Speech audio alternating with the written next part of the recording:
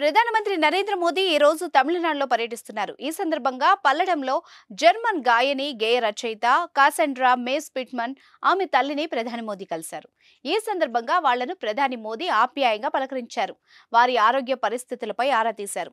అయితే ప్రధానిని కలవడంపై కాసండ్రా మేస్ పిట్మన్ ఆనందం వ్యక్తం చేశారు. ఈ గాయని చూపు పరంగా ఓ దివ్యాంగురాలు.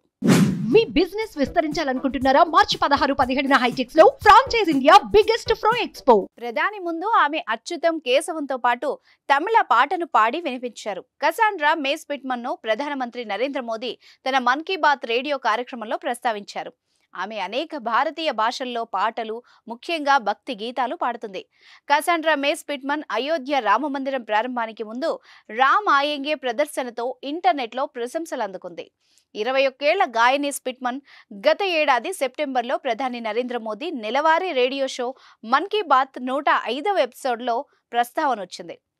పిట్మన్ కన్నడ, సంస్కృత భాషలతో పాటు హిందీ, మలయాళం, తమిళం, ఉర్దూ, అస్సామీ, బెంగాలీ వంటి ఇతర భారతీయ భాషల్లో సంగీతంలో ప్రావీణ్యం పొందిందని ప్రధాని మోదీ చెప్పారు. మన్ కీ బాత్ 105వ ఎపిసోడ్లో గాయకురాలి గుర్తింపును బహిర్గతం చేయకుండా పాటల్ని పరిచయం చేశారు.